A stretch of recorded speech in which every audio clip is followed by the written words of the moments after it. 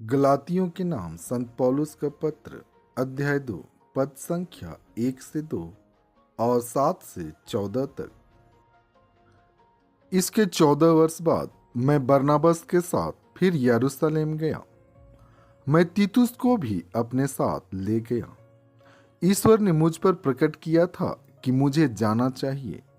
मैंने उन लोगों के सामने अर्थात प्रतिष्ठित व्यक्तियों के सामने एकांत में वह सुसमाचार प्रस्तुत किया जिसका प्रचार मैं गैर यहूदियों के बीच करता हूँ, जिससे ऐसा न हो कि मैं व्यर्थ परिश्रम करूं या कर चुका हूँ।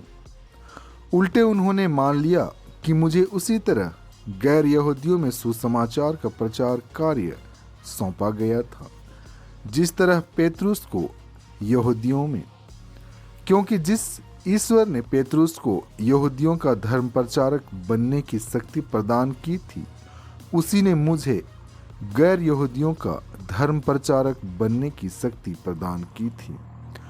जो व्यक्ति कलीसिया के स्तंभ समझे जाते थे अर्थात याकूब, केफस और योहन, उन्होंने कृपा का वह वरदान पहचाना जो मुझे मिला है। उन्होंने मुझे और बरनाबस को अपने सहयोगी समझकर हमसे हाथ मिलाया। वे इस बात के लिए सहमत हुए कि हम गैर यहूदियों के पास जाएं और वे यहूदियों के पास। उनका आग्रह इतना ही था कि हमें दरिद्रों की सुध लेनी चाहिए और इसके लिए मैं स्वयं उत्सुक था। जब केफस अंताकिया आए तो मैंने उनके मुंह पर उनका विरोध किया क्योंकि वह गलत रास्ते पर थे।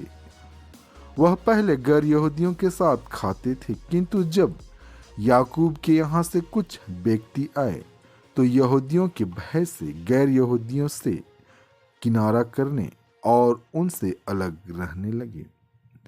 दूसरे यहूदी भाइयों ने भी इस प्रकार का ढोंग रचा, यहाँ तक कि बरनाबस भी उनके ढोंग के कारण भटक गए।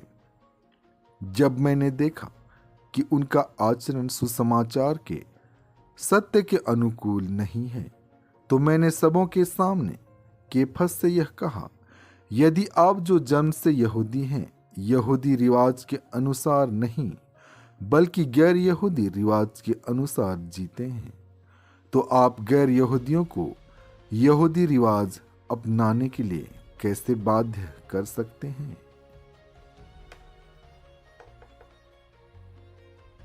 आज का पवित्र सुसमाचार संत लूकस से लिया गया है, अध्याय 11 पद संख्या 1 से 4 तक।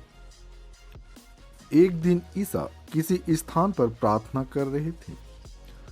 प्रार्थना समाप्त होने पर उनके एक शिष्य ने उनसे कहा, प्रभु, हमें प्रार्थना करना सिखाइए जैसे यूहन्ना ने भी अपने शिष्यों को सिखाया। ईसा ने उनसे कहा, इस प्रकार प्रार्थना किया करो, पिता, तेरा नाम पवित्र माना जाए, तेरा राज्य आए, हमें प्रतिदिन का हमारा दैनिक आहार दिया कर, हमारे पाप क्षमा कर क्योंकि हम भी अपने सब अपराधियों को क्षमा करते हैं, और हमें परीक्षा में न डाल। प्रभु के इन पवित्र वचनों के द्वारा आपको आशीष मिले। आमीन।